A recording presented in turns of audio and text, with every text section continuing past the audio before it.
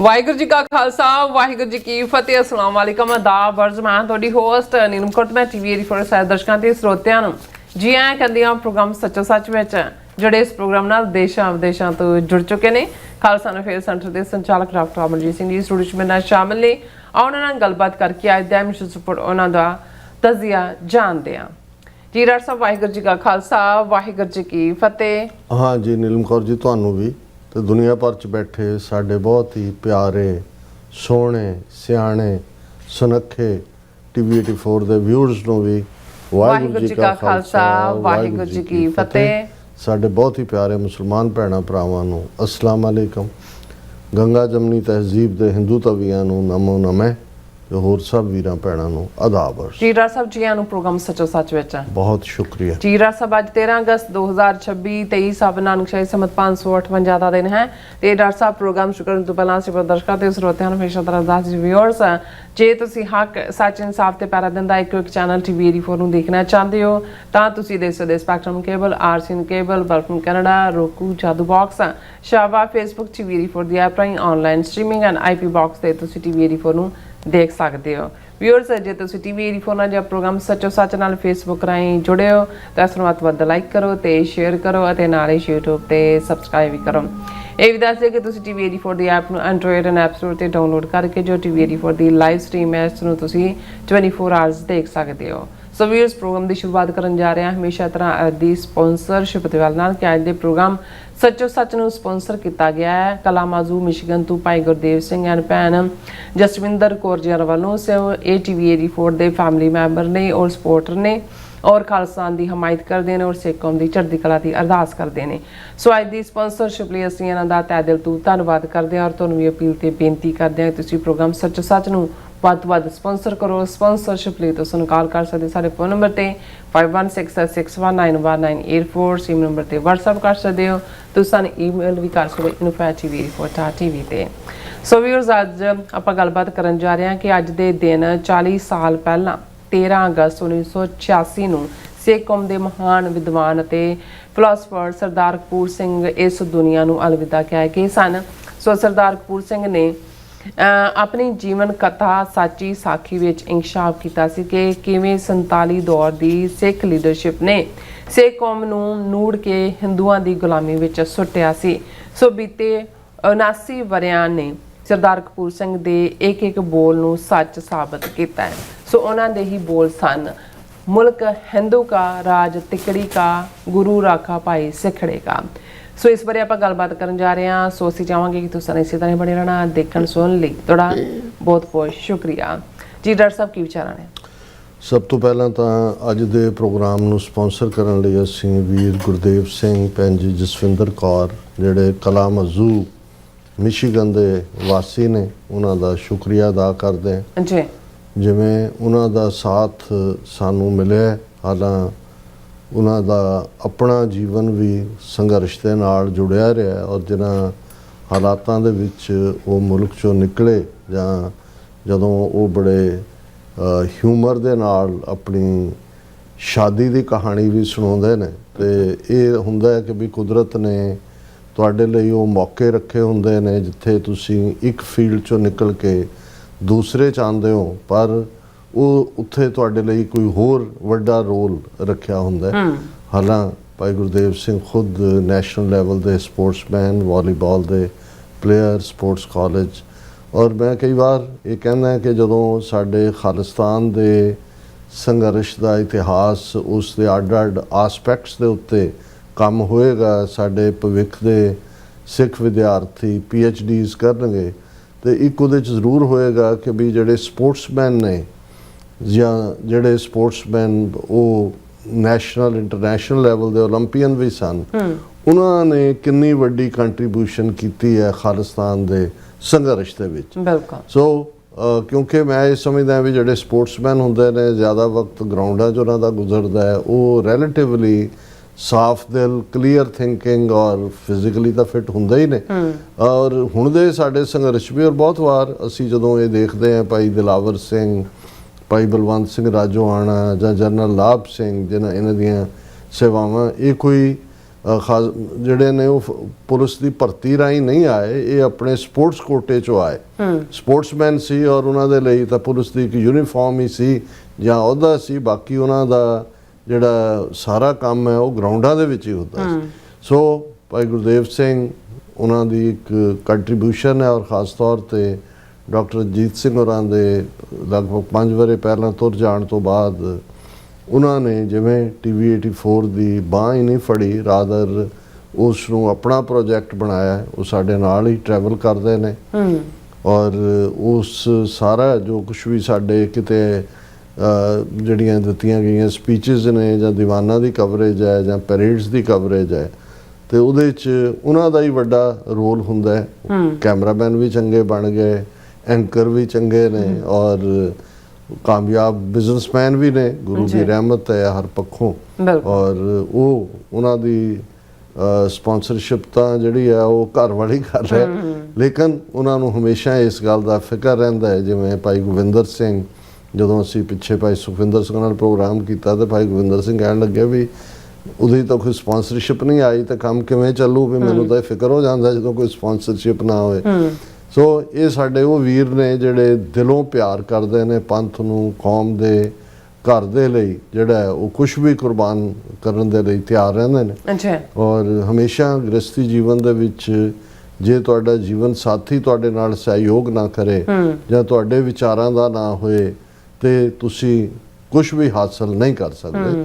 ਸਾਡੇ ਪਿਤਾ ਜੀ ਇਹ ਕਹਿੰਦੇ ਹੁੰਦੇ ਸੀ ਕਿ ਵੱਡੇ ਵੱਡੇ ਜਰਨੈਲ, ਵੱਡੇ ਵੱਡੇ ਯੋਧੇ, ਵੱਡੇ ਵੱਡੇ ਲੀਡਰ ਬਾਹਰ ਜਿੰਨੀ ਮਰਜ਼ੀ ਦੁਨੀਆ ਫਤਿਹ ਕਰਕੇ ਆਉਣ, ਕਈ ਵਾਰੀ ਘਰ ਆ ਕੇ ਹਾਰ ਜਾਂਦੇ ਕਿਉਂਕਿ ਜ਼ਾਹਰ ਹੈ ਕਿ ਜੇ ਇੱਕੋ ਵਿਚਾਰਧਾਰਾ ਹੋਏ ਤੇ ਤੁਹਾਡਾ ਜਿਹੜਾ ਕੰਮ ਕਰਨ ਦਾ ਅੰਦਾਜ਼ ਵੀ ਹੈ ਔਰ ਤੁਹਾਡਾ ਹੌਸਲਾ ਵੀ ਹੈ ਉਹ ਦੁੱਗਣਾ ਹੋ ਜਾਂਦਾ। ਸੋ ਭੈਣ ਜੀ ਜਸਵਿੰਦਰ ਕੌਰ ਵੀ ਜਿੱਥੇ ਖੁਸ਼ ਮਿਜ਼ਾਜ ਹਰ ਇੱਕ ਨੂੰ ਵੈਲਕਮ ਕਰਨ ਵਾਲੇ ਨੇ, ਉੱਥੇ ਪੂਰੀ ਭਾਵਨਾ ਦੇ ਨਾਲ ਕੌਮੀ ਨਿਸ਼ਾਨੇ ਪ੍ਰਤੀ ਸਮਰਪਿਤ ਨੇ। ਇਵੇਂ ਹੀ ਅੱਗੋਂ ਉਹਨਾਂ ਦੇ ਬੱਚੇ ਵੀ ਨੇ। ਅਸੀਂ ਸਮੁੱਚੇ ਪਰਿਵਾਰ ਦਾ ਹੀ ਸ਼ੁਕਰੀਆ ਵੀ ਅਦਾ ਕਰਦੇ ਔਰ ਗੁਰੂ ਚਰਨਾਂ 'ਚ ਉਹਨਾਂ ਦੀ ਚੜ੍ਹਦੀ ਕਲਾ ਦੀ ਅਰਦਾਸ ਵੀ ਕਰਦੇ।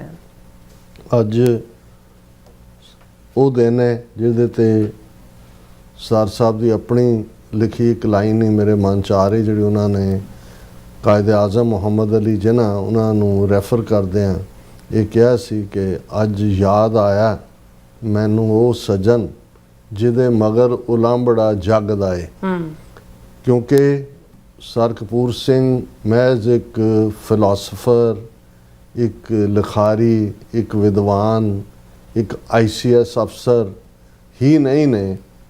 ਮੈਂ ਪਿਛਲੇ ਦਿਨਾਂ 'ਚ ਜਦੋਂ ਭਾਈ ਗਜਿੰਦਰ ਸਿੰਘ ਔਰ ਭਾਈ ਹਰਸਿਮਰਨ ਸਿੰਘ ਦੀ ਯਾਦ 'ਚ ਗਲੈਨਰੌਕ ਗੁਰਦੁਆਰਾ ਸਾਹਿਬ ਵਿਖੇ ਸਮਾਗਮ ਕਰਵਾਇਆ ਗਿਆ ਤੇ ਉਸ ਪ੍ਰੈਜੈਂਟੇਸ਼ਨ ਦੇ ਵਿੱਚ ਕਿਹਾ ਸੀ, ਹੋ ਸਕਦਾ ਹੈ ਇਸ ਦੇ ਉੱਤੇ ਕਿਸੇ ਦੀ ਕੋਈ ਜਿਹੜੀ ਹੈ ਉਹ ਵਿਰੋਧੀ ਰਾਏ ਵੀ ਹੋਏ, ਪਰ ਜਿੰਨਾ ਕੁ ਸਿੱਖ ਫਿਲਾਸਫੀ ਨੂੰ, ਸਿੱਖ ਇਤਿਹਾਸ ਨੂੰ, ਗੁਰਮਤ ਨੂੰ ਮੈਂ ਸਮਝਣ ਦੀ ਕੋਸ਼ਿਸ਼ ਕੀਤੀ ਹੈ, ਮੈਨੂੰ ਇਹ ਲੱਗਦਾ ਹੈ ਕਿ ਭਾਈ ਗੁਰਦਾਸ ਜੀ ਤੋਂ ਬਾਅਦ ਭਾਈ ਗੁਰਦਾਸ ਜੀ ਬਹੁਤ ਵੱਡੇ ਸਿੱਖ ਵਿਦਵਾਨ, ਫਿਲਾਸਫਰ ਜਾਂ ਇਤਿਹਾਸਕਾਰ ਜਿਨ੍ਹਾਂ ਦੀਆਂ ਵਾਰਾਂ 'ਚੋਂ ਅਸੀਂ ਜਿਹੜੀਆਂ ਭਾਈ ਗੁਰਦਾਸ ਜੀ ਦੀਆਂ ਵਾਰਾਂ ਨੇ ਇਤਿਹਾਸ ਦੀ ਰਿਫਲੈਕਸ਼ਨ ਗੁਰੂ ਨਾਨਕ ਪਾਤਸ਼ਾਹ ਤੋਂ 6ਵੇਂ ਪਾਤਸ਼ਾਹ ਤੱਕ ਦੇਖਦੇ ਹਾਂ, ਜਿਨ੍ਹਾਂ ਨੇ ਆਦਿ ਬੀੜ ਗੁਰੂ ਗ੍ਰੰਥ ਸਾਹਿਬ ਦੀ ਲਿਖੀ ਔਰ ਜਿਹੜੇ ਉਸ ਵੇਲੇ ਦੇ ਜਿਹੜੇ ਪ੍ਰਚਲਿਤ ਵਿਦਵਾਨ ਨੇ ਜਿਨ੍ਹਾਂ ਜ਼ਬਾਨਾਂ ਦੇ ਉਹ ਸੰਸਕ੍ਰਿਤ, ਅਰਬੀ, ਫਾਰਸੀ ਉਹਨਾਂ ਸਾਰਿਆਂ ਦੇ ਜਾਣੂ ਨੇ ਔਰ ਗੁਰਮਤ ਨੂੰ ਉਹਨਾਂ ਨੇ ਨਿਰੋਲ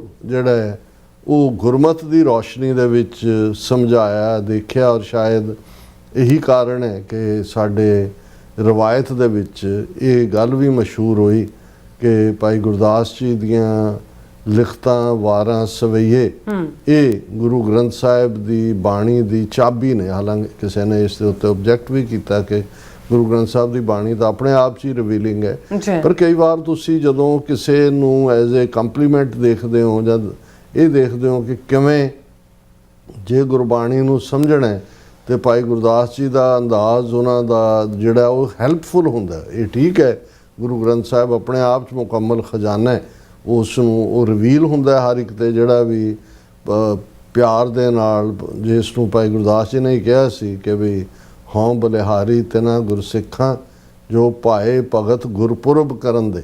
ਹੁਣ ਜਦੋਂ ਅਸੀਂ ਗੁਰਪੁਰਬ ਲਫ਼ਜ਼ ਇਸਤੇਮਾਲ ਕਰਦੇ ਹਾਂ, ਪਿਆਰ ਦੀ ਗੱਲ ਕਰਦੇ ਹਾਂ, ਜਾਂ ਅਸੀਂ 6ਵੇਂ ਪਾਤਸ਼ਾਹ ਦੀ ਜਿਹੜੀ ਟ੍ਰਾਂਜੀਸ਼ਨ ਹੈ 5 ਪਾਤਸ਼ਾਹੀਆਂ ਦੇ ਉਸ ਸਟਾਈਲ ਤੋਂ, ਜਿਹਨੂੰ ਕਈਆਂ ਨੂੰ ਵੱਖਰਾ ਲੱਗਾ, ਕਈਆਂ ਨੂੰ ਲੱਗਾ ਜੀ ਇਹ ਇੱਕ ਨਵੀਂ ਲੀਹ ਪਾ ਦਿੱਤੀ ਹੈ ਜਿਹੜੀ ਭਾਈ ਗੁਰਦਾਸ ਜੀ ਦੀ ਆਪਣੀ ਵਾਰ ਹੀ ਹੈ। ਪਰ ਉਹਨਾਂ ਦੀ ਇੱਕ ਵਾਰ ਜਦੋਂ ਇਹ ਉਹ ਕਹਿ ਦਿੰਦੇ ਨੇ ਕਿ ਬਈ 5 ਪਿਆਲੇ 5 ਪੀਰ, ਛਠਮ ਪੀਰ ਬੈਠਾ ਗੁਰ ਭਾਰੀ, ਅਰਜਨ ਕਾਇਆ ਪਲਟ ਕੇ ਮੂਰਤ ਹਰ ਗੋਬਿੰਦ ਸਵਾਰੀ, ਚੱਲੀ ਪੀੜੀ ਸੋਢੀਆਂ ਰੂਪ ਦਿਖਾਵਣ ਵਾਰੋ ਵਾਰੀ, ਦਲ ਭੰਜਨ ਗੁਰ ਸੂਰਮਾ ਵੱਡ ਯੋਧਾ ਬਹੁ ਪਰਉਪਕਾਰੀ। ਹੁਣ ਇਹ ਜਿਹੜੇ ਲਫ਼ਜ਼ਾਂ ਦੇ ਵਿੱਚ ਤੁਸੀਂ ਗੁਰੂ ਸਾਹਿਬ ਦੇ ਉਸ ਪੀਰੀਅਡ ਨੂੰ, ਕਿਉਂਕਿ ਉਹ ਚਸ਼ਮਦੀਦ ਨੇ, ਉਹੀ ਜਦੋਂ ਅਸੀਂ ਅਕਾਲ ਤਖਤ ਦੀ ਸਿਰਜਣਾ ਦੀ ਗੱਲ ਕਰਦੇ ਹਾਂ ਤਾਂ ਫਿਰ ਕਿਨਹੀ ਰਾਜ ਨਾ ਹੱਥ ਲਗਾਇਓ, ਬੁੱਢੇ ਤੇ ਗੁਰਦਾਸ ਬਣਾਇਓ, ਬਾਬਾ ਬੁੱਢਾ ਜੀ ਭਾਈ ਗੁਰਦਾਸ ਜੀ। ਪਰ ਮੈਂ ਵਿਦਵਤਾ ਦੇ ਐਂਗਲ ਤੋਂ ਗੱਲ ਕਰਦਾ ਕਿ ਜਿਹੜੀਆਂ ਵਿਦਵਤਾ ਦੀਆਂ ਹਾਈਟਸ ਭਾਈ ਗੁਰਦਾਸ ਜੀ ਨੇ ਛੋਹੀਆਂ, ਅਸੀਂ 10ਵੇਂ ਪਾਤਸ਼ਾਹ ਦੇ ਵੇਲੇ ਭਾਈ ਨੰਦ ਲਾਲ ਜਿਨ੍ਹਾਂ ਦੀਆਂ ਬਹੁਤੀਆਂ ਕਿ ਆਲਮੋਸਟ ਸਾਰੀਆਂ ਰਚਨਾਵਾਂ ਫਾਰਸੀ 'ਚ ਨੇ, ਬੰਦਗੀਨਾਮਾ, ਜ਼ਿੰਦਗੀਨਾਮਾ, ਹੋਰ ਕਿੰਨਾ, ਉਹ ਵੀ ਉਹਨਾਂ ਉਚਾਈਆਂ ਨੂੰ ਛੂੰਹਦੇ ਨੇ ਭਾਈ ਨੰਦ ਲਾਲ। ਲੇਕਿਨ ਉਹਨਾਂ ਦਾ ਕਿਉਂਕਿ ਜਿਹੜਾ ਹੈ ਉਹ ਫਾਰਸੀ ਦੇ ਵਿੱਚ ਹੈ ਬਹੁਤ ਸਾਰਾ ਉਹਨਾਂ ਦਾ ਕਲਾਮ, ਉਹਨਾਂ ਦੀਆਂ ਰਚਨਾਵਾਂ, ਪਰ ਉਹਨਾਂ ਨੇ ਵੀ ਆਪਣੇ ਪਿਆਰੇ ਨੂੰ ਜਿਸ ਰੂਹਾਨੀਅਤ ਦੀਆਂ ਉਚਾਈਆਂ ਤੋਂ ਦੇਖਿਆ, ਸਮਝਿਆ, ਆਪਣਾ ਆਪਾ ਗੁਰੂ ਦੇ ਅੱਗੇ ਰੱਖਿਆ। ਤੇ ਉਹਨਾਂ 'ਚੋਂ ਹੀ ਜਦੋਂ ਅਸੀਂ ਇਹ ਪੜ੍ਹਦੇ ਹਾਂ ਕਿ ਬਾਦਸ਼ਾਹ ਦਰਵੇਸ਼ ਗੁਰੂ ਗੋਬਿੰਦ ਸਿੰਘ, ਨਾਸਰੋ ਮਨਸੂਰ ਗੁਰੂ ਗੋਬਿੰਦ ਸਿੰਘ, ਏਸ ਦੀ ਮਨਜ਼ੂਰ ਗੁਰੂ ਗੋਬਿੰਦ ਸਿੰਘ, ਬੇਕਸਾਰਾ ਯਾਰ ਗੁਰੂ ਗੋਬਿੰਦ ਸਿੰਘ, ਸ਼ਾਹੇ ਸ਼ਹਿਨਸ਼ਾਹ ਗੁਰੂ ਗੋਬਿੰਦ ਸਿੰਘ। ਤੇ ਤੁਹਾਨੂੰ ਇਹ ਇਵੇਂ ਲੱਗਦਾ ਵੀ ਜਿਵੇਂ ਤੁਸੀਂ ਉਹਨਾਂ ਦੇ ਨਾਲ ਉਂਗਲ ਫੜ ਕੇ ਉਸ ਬਾਦਸ਼ਾਹ ਦਰਵੇਸ਼, ਉਸ ਨਾਸਰੋ ਮਨਜ਼ੂਰ, ਉਸ ਏਸ ਦੀ ਨਾਸਰੋ ਮਨਸੂਰ, ਉਸ ਏਸ ਦੀ ਮਨਜ਼ੂਰ ਗੁਰੂ ਦੇ ਦੀਦਾਰ ਕਰ ਰਹੇ।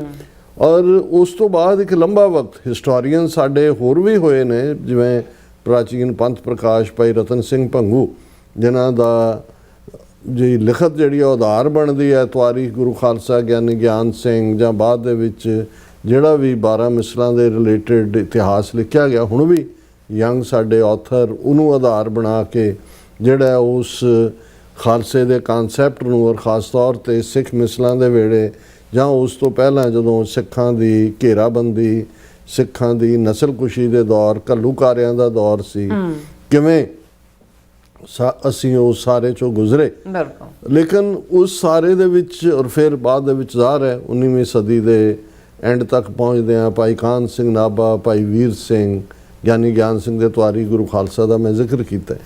ਲੇਕਿਨ ਮੇਰੇ ਲਈ ਭਾਈ ਗੁਰਦਾਸ ਜੀ ਤੋਂ ਬਾਅਦ ਜਦੋਂ ਮੈਂ ਸਰ ਕਪੂਰ ਸਿੰਘ, ਜਿਹੜੇ ਪੂਰਬੀ ਫਲਸਫੇ ਔਰ ਪੱਛਮੀ ਫਲਸਫੇ ਦੋਨਾਂ ਦੇ ਵਿੱਚ ਜਿਹੜੇ ਨੇ ਉਹ ਮਾਹਿਰ ਨੇ, ਸਿੱਖੀ ਸਦਕ ਮੁਕੰਮਲ ਹੈ, ਜੀਵਨ ਜਾਂਚ ਦੇ ਵਿੱਚ ਸੱਚ ਹੈ, ਕਿਸੇ ਨਾਲ ਸਮਝੌਤਾ ਨਾ ਕਰਨ ਦੀ ਲਾਈਨ ਹੈ ਸਿਧਾਂਤ ਦੇ ਉੱਤੇ, ਔਰ ਹਕੂਮਤਾਂ ਸਾਹਮਣੇ ਖੜ ਜਾਣ ਦਾ ਜੇਰਾ ਹੈ।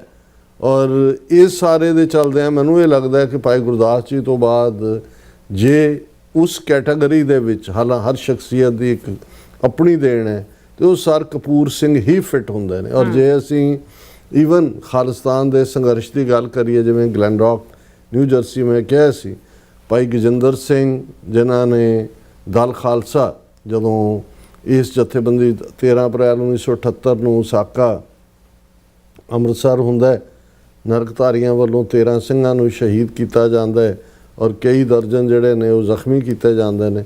ਔਰ ਉਸ ਤੋਂ ਬਾਅਦ ਇੱਕ ਅਵੇਅਰਨੈਸ ਦਾ ਲੈਵਲ ਵੀ ਸ਼ੁਰੂ ਹੁੰਦਾ ਹੈ। ਸਰ ਕਪੂਰ ਸਿੰਘ ਜਿਹੜੇ ਕਿ ਦੋਨੋਂ ਹੀ ਪੀਰੀਅਡਸ ਦੇ ਪ੍ਰੀ 47 ਪੀਰੀਅਡ, ਬ੍ਰਿਟਿਸ਼ ਪੀਰੀਅਡ ਦੇ ਵਿੱਚ ਉਹ ਚੌਧੇ ਤੇ ਸਨ। 1930s ਦੇ ਵਿੱਚ ਉਹਨਾਂ ਨੇ ਜਿਹੜਾ ਹੈ ਉਹ ICS ਕੀਤਾ, ਕੈਂਬਰਿਜ ਯੂਨੀਵਰਸਿਟੀ 'ਚੋਂ ਪੜ੍ਹਨ ਆਏ ਸੀ। DC ਲਗਭਗ 1947 ਤੋਂ ਬਾਅਦ ਉਹਨਾਂ ਨੂੰ ਜਿਹੜਾ ਡਿਸਮਿਸ ਕੀਤਾ ਗਿਆ, ਜਦੋਂ ਕਿ ਉਹਨਾਂ ਨੇ ਇਸ ਸਰਕੂਲਰ ਦੇ ਉੱਤੇ ਇਤਰਾਜ਼ ਕੀਤਾ ਜਿਹੜਾ ਕਿ 9 ਅਕਤੂਬਰ ਜਾਂ 10 ਅਕਤੂਬਰ 9 ਅਕਤੂਬਰ 1947 ਨੂੰ ਚੰਦੂ ਲਾਲ ਤ੍ਰਿਵੇਦੀ, ਪਟੇਲ, ਨਹਿਰੂ ਦੇ ਹੁਕਮਾਂ ਥੱਲੇ ਕਿ ਸਿੱਖ ਸਾਰੇ criminal tribe and a menace to the law abiding Hindus, ਅਸੀਂ ਉਸ ਦਾ ਜ਼ਿਕਰ ਪਿਛਲੇ ਦਿਨਾਂ 'ਚ ਵੀ ਕੀਤਾ ਸੀ।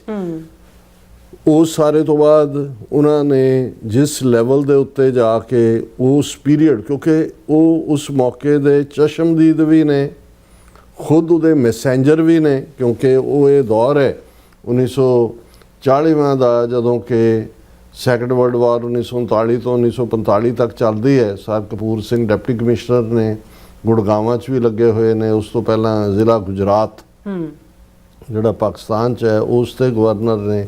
ਇੱਕ ਸਧਾਰਨ ਮੱਧ ਵਰਗੀ ਪਰਿਵਾਰ 'ਚ ਪੈਦਾ ਹੋਏ ਸਰ ਦਿਦਾਰ ਸਿੰਘ, ਉਹਨਾਂ ਦੇ ਪਿਤਾ ਮਾਤਾ ਹਰਨਾਮ ਕੌਰ, ਔਰ ਜਿਹਨੂੰ ਅੱਜ ਫੈਸਲਾਬਾਦ ਕਹਿੰਦੇ ਨੇ, ਜ਼ਿਲ੍ਹਾ ਲਾਇਲਪੁਰ ਦਾ, ਜਿਹੜੇ ਇੱਕ ਚੱਕ ਦੇ ਵਿੱਚ ਉਹਨਾਂ ਦਾ ਜਨਮ ਹੁੰਦਾ। ਔਰ ਕਿਵੇਂ ਉਹਨਾਂ ਦੀ ਤੀਖਣ ਬੁੱਧੀ, ਉਹਨਾਂ ਦੀ ਡੈਡੀਕੇਸ਼ਨ, ਉਹਨਾਂ ਦਾ ਈਵਨ ਜਿਸ ਲੈਵਲ ਦੇ ਉੱਤੇ ਅਲਾਮਾ ਇਕਬਾਲ, ਜਿਹੜੇ ਬਹੁਤ ਵੱਡੇ ਇਕੱਲੇ ਮਸ਼ਰਕ ਦੇ ਸ਼ਾਇਰ ਹੀ ਨਹੀਂ ਜਾਂ ਪਾਕਿਸਤਾਨ ਦੇ ਬਾਨੀ ਹੀ ਨਹੀਂ ਨੇ, ਉਹ ਜੇ ਕਹਿਣਾ ਹੋਏ ਕਿ ਜਦੋਂ ਅਸੀਂ ਸੂਫੀ ਇਸਲਾਮ ਦਾ ਜ਼ਿਕਰ ਕਰਦੇ ਹਾਂ ਜਾਂ ਮੌਲਾਨਾ ਰੂਮੀ ਦੀ ਗੱਲ ਕਰਦੇ ਹਾਂ, ਉਹ ਮੌਲਾਨਾ ਰੂਮੀ ਦੇ ਜਿਹੜੇ ਸ਼ਾਗਿਰਦ, ਔਰ ਅੱਜ ਵੀ ਅਲਾਮਾ ਇਕਬਾਲ ਜਦੋਂ ਈਰਾਨ ਦਾ ਜ਼ਿਕਰ ਹੁੰਦਾ ਤੇ ਉਹਨਾਂ ਦਾ ਜਿੰਨਾ ਮਾਣ ਤਾਣ ਈਰਾਨ ਪਾਕਿਸਤਾਨ ਦੇ ਤਾਂ ਕੌਮੀ ਸ਼ਾਇਰ ਨੇ, ਔਰ ਕੌਮੀ ਉਹਨਾਂ ਦਾ ਜਿਹੜਾ ਮਕਬਰਾ ਉਸ ਦੇ ਵਿੱਚ ਉਹਨਾਂ ਨੂੰ ਯਾਦ ਕੀਤਾ ਜਾਂਦਾ, ਉਹਨਾਂ ਦੀ ਯਾਦ ਦੇ ਵਿੱਚ। ਲੇਕਿਨ ਈਰਾਨ ਦੇ ਵਿੱਚ ਉਹਨਾਂ ਨੂੰ ਇਕਬਾਲ ਲਾਹੌਰ ਤੋਂ ਜਾਂ ਲਾਹੌਰੀਆ ਕਰਕੇ ਜਾਣਿਆ ਜਾਂਦਾ, ਔਰ ਬਹੁਤ ਵੱਡੇ ਉਹਨਾਂ ਦਾ ਬਹੁਤ ਸਾਰਾ ਕਲਾਮ ਜਿਹੜਾ ਉਹ ਫਾਰਸੀ ਦੇ ਵਿੱਚ ਹੈ। ਸੋ ਉਹਨਾਂ ਦੇ ਨਾਲ ਸਰ ਕਪੂਰ ਸਿੰਘ ਹੋਰਾਂ ਦੀ ਨੇੜਤਾ, ਨਿੱਘਪਣਾ, ਔਰ ਈਵਨ ਜਦੋਂ ਉਹ ਅਖੀਰਲੇ ਸਾਹਾਂ 'ਤੇ ਸੀ ਅਲਾਮਾ ਇਕਬਾਲ, ਉਦੋਂ ਉਹਨਾਂ ਦਾ ਲਿਖਿਆ ਇੱਕ ਸ਼ੇਅਰ ਜਿਹੜਾ ਉਹਨਾਂ ਦੇ ਲਈ ਰੱਖਿਆ ਹੋਇਆ ਸੀ, ਉਹਦਾ ਜ਼ਿਕਰ ਸਾਚੀ ਸਾਖੀ 'ਚ ਕੀਤਾ। ਔਰ ਮੈਂ ਰਿਕਮੈਂਡ ਵੀ ਕਰਾਂਗਾ ਕਿ ਹਾਲਾਂਕਿ ਸਰ ਕਪੂਰ ਸਿੰਘ ਹੋਰਾਂ ਦੀਆਂ ਬਹੁਤ ਸਾਰੀਆਂ ਲਿਖਤਾਂ ਜਿਹੜੀਆਂ ਨੇ ਉਹ ਅੰਗਰੇਜ਼ੀ 'ਚ ਨੇ, ਪੰਜਾਬੀ 'ਚ ਵੀ ਨੇ, ਬਹੁਤ ਵਿਸਥਾਰ ਹੈ, ਸਪਤ ਸ਼ਰਿੰਗ ਹੈ।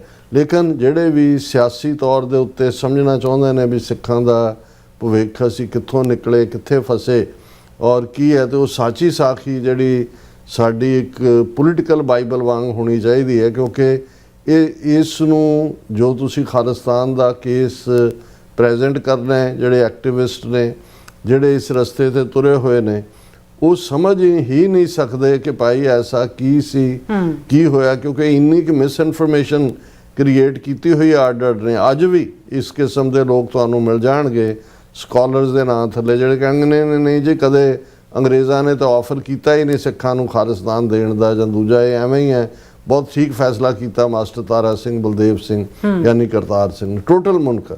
ਔਰ ਇਸ ਕਿਸਮ ਦਾ ਜਿਹੜਾ ਤਬਕਾ ਹੈ, ਜਦੋਂ ਤੱਕ ਸਰ ਕਪੂਰ ਸਿੰਘ ਜਿਉਂਦੇ ਰਹੇ, ਅੱਜ ਦੇ ਦਿਨ ਉਹਨਾਂ ਨੇ ਇਸ ਦੁਨੀਆ ਨੂੰ ਅਲਵਿਦਾ ਕਿਹਾ। ਔਰ ਸਾਚੀ ਸਾਖੀ ਕਿਤਾਬ 1972 ਦੇ ਵਿੱਚ ਛਪਦੀ ਹੈ, ਲੇਕਿਨ ਕੋਈ ਡੇਅਰ ਨਹੀਂ ਕਦੇ ਕਰ ਸਕਿਆ ਕਿ ਉਹਨਾਂ ਦੀ ਲਿਖਤ, ਉਹਨਾਂ ਦੀਆਂ ਲਿਖਤਾਂ ਸਿੱਖ ਰਿਵਿਊ 'ਚ ਵੀ ਛਪਦੀਆਂ ਸੀ, ਖਾਲਸਾ ਐਡਵੋਕੇਟ, ਖਾਲਸਾ ਸਮਾਚਾਰ, ਚੀਫ ਖਾਲਸਾ ਦੀਵਾਨ ਦੀਆਂ ਪਬਲੀਕੇਸ਼ਨ ਸੀ, ਉਹਨਾਂ ਦੇ ਵਿੱਚ ਵੀ ਛਪਦੀਆਂ ਸੀ। ਰੈਗੂਲਰ ਵੀ ਉਹਨਾਂ ਦੀਆਂ ਲਿਖਤਾਂ ਜਿਹੜੀਆਂ ਨੇ, ਔਰ ਉਹਨਾਂ ਦੀਆਂ ਕਿਤਾਬਾਂ ਖਾਸ ਤੌਰ 'ਤੇ ਹੁਣ ਸਾਚੀ ਸਾਖੀ 1972 ਦੇ ਵਿੱਚ ਪਬਲਿਸ਼ ਹੋਈ, ਪਹਿਲੀ ਵਾਰ ਉੱਤੇ ਬੈਨ ਲਵਾ ਦਿੱਤਾ ਸੀ ਆਰੀਆ ਸਮਾਜੀਆਂ ਨੇ, ਕਿਉਂਕਿ ਉਹਨਾਂ ਨੇ ਇਹ ਵੀ ਭੇਦ ਖੋਲ੍ਹਿਆ ਸੀ ਕਿ ਭਾਈ ਆ ਜਿਹੜਾ ਸਾਰੀ ਕਹਾਣੀ ਹੈ ਕਿ ਲਾਲਾ ਲਾਜਪਤ ਰਾਏ ਨੂੰ ਜਿਹੜਾ ਉਹ ਸਾਂਡਰਸ ਨੇ ਜਿਹੜਾ ਉਹ ਡਾਂਗਾ ਨਾਲ ਮਾਰਿਆ, ਔਰ ਦੂਜਾ ਉਹਨਾਂ ਨੇ ਕਿਹਾ ਕਿ ਉਹ ਤਾਂ ਛਤਰੀ 'ਤੇ ਲੱਗਿਆ, ਉਹ ਤਾਂ ਟੀਬੀ ਦੇ ਨਾਲ ਮਰਿਆ, ਔਰ ਵੀ ਬਿਲਕੁਲ ਝੂਠਾ। ਇਹਨਾਂ ਨੇ ਆਰੀਆ ਸਮਾਜੀ ਅਖਬਾਰ ਸਾਰੇ ਲਾਹੌਰ 'ਚ ਛਪਦੇ ਸੀ, ਉਹਨਾਂ ਨੇ ਉਹਨੂੰ ਝੂਠਾ ਸ਼ਹੀਦ ਬਣਾਇਆ। ਤੇ ਆਰੀਆ ਸਮਾਜੀ ਜ਼ੈਲ ਸਿੰਘ ਦੀ ਹਕੂਮਤ ਸੀ, 1972 'ਚੋਂ ਬਣਿਆ, ਉਦੋਂ ਕੀ ਇਹ ਕਿਤਾਬ ਪਬਲਿਸ਼ ਹੋਈ, ਔਰ ਇੱਥੇ ਇਹਨਾਂ ਨੇ ਉਹਦੇ 'ਤੇ ਪਾਬੰਦੀ ਇੰਡੀਆ 'ਚ ਲਾ ਦਿੱਤੀ ਸੀ ਕਿਤਾਬ ਦੇ ਉੱਤੇ। ਬਾਅਦ ਦੇ ਵਿੱਚ ਜਦੋਂ ਪੋਸਟ 84 ਫਿਰ ਇੰਟਰਨੈਸ਼ਨਲ ਸਿੱਖ ਯੂਥ ਫੈਡਰੇਸ਼ਨ ਨੇ, ਜਦੋਂ ਕਿ ਤਲਵਿੰਦਰ ਸਿੰਘ ਪਰਮਾਰ ਵੀ ਐਕਟਿਵ ਸਨ, ਕੈਨੇਡਾ ਦੇ ਵਿੱਚ ਰੀਪਬਲਿਸ਼ ਹੋਈ ਉਹ ਕਿਤਾਬ। ਔਰ ਬਾਅਦ ਦੇ ਵਿੱਚ ਜਦੋਂ ਦੁਬਾਰਾ ਅਕਾਲੀਆਂ ਦਾ ਜ਼ੋਰ ਪਿਆ 96-97 'ਚ, ਫਿਰ ਟੋੜੇ ਨੇ ਜਿਹੜਾ ਸ਼੍ਰੋਮਣੀ ਕਮੇਟੀ ਵੱਲੋਂ ਵੀ ਛਪਵਾਈ। ਪਰ ਕਹਾਣੀ ਜਿਹੜੀ ਹੈ ਇੱਥੋਂ ਸ਼ੁਰੂ ਹੁੰਦੀ ਹੈ ਕਿ ਵੀ ਇੱਕ ਪਾਸੇ ਤਾਂ ਆਪਣਿਆਂ ਨੇ, ਕਿਉਂਕਿ ਇਸ ਬਾਰੇ ਕੋਈ ਦੋ ਰਾਵਾਂ ਨਹੀਂ ਨੇ ਕਿ ਅਕਾਲੀ ਲੀਡਰਸ਼ਿਪ ਸਮੇਂ ਦੇ ਹਾਣ ਦੀ ਨਹੀਂ ਸੀ।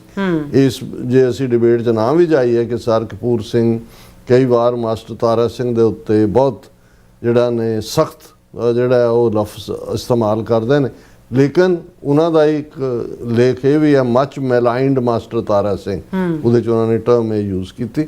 ਸੋ ਇਹਨੂੰ ਅਸੀਂ ਜੇ ਇਸ ਡਿਬੇਟ 'ਚ ਨਾ ਵੀ ਜਾਈਏ, ਲੇਕਿਨ ਇਹਦੇ 'ਚ ਕੋਈ ਸ਼ੱਕ ਨਹੀਂ ਹੈ ਸਾਚੀ ਸਾਖੀ ਦੇ ਵਿੱਚ 6 ਵਾਰਦਾਤਾਂ ਜਾਂ 6 ਵਾਕਿਆ ਉਹਨਾਂ ਨੇ ਦਿੱਤੇ ਨੇ ਜਿਹੜੇ ਸਰ ਕ੍ਰਿਪਸ ਮਿਸ਼ਨ ਨਾਲ ਵੀ ਸੰਬੰਧਿਤ ਨੇ। ਕੈਬਨਿਟ ਮਿਸ਼ਨ ਜਦੋਂ ਭਾਰਤ 'ਚ ਵਿਜ਼ਿਟ ਕਰਦਾ ਉਹਦੇ ਨਾਲ ਵੀ ਸੰਬੰਧਿਤ ਨੇ। ਖੁਦ ਉਹਨਾਂ ਦੀ ਆਪਣੀ ਟੈਸਟੀਮਨੀ ਹੈ ਕਿ ਮੇਰੇ ਰਾਹੀਂ ਸੁਨੇਹਾ ਜਿਹੜਾ ਪਹੁੰਚਾਇਆ ਗਿਆ ਅਕਾਲੀ ਲੀਡਰਾਂ ਤੱਕ, ਉਹਨਾਂ ਨੇ ਕੀ ਜਵਾਬ ਦਿੱਤਾ ਹੈ। ਫਿਰ ਕਾਇਦੇ ਆਜ਼ਮ ਮੁਹੰਮਦ ਅਲੀ ਜਿਨਾ, ਉਹਨਾਂ ਦੀ ਆਫਰ ਜਿਹੜੀ ਹੈ, ਜਿਹੜਾ ਇੱਕ ਬਲੈਂਕ ਚੈੱਕ ਵਾਂਗ ਸੀ, ਉਹਨੂੰ ਕਿਵੇਂ ਜਿਹੜਾ ਅਕਾਲੀ ਲੀਡਰਾਂ ਨੇ ਬਿਲਕੁਲ ਅਣਗੌਲਿਆਂ ਕੀਤਾ।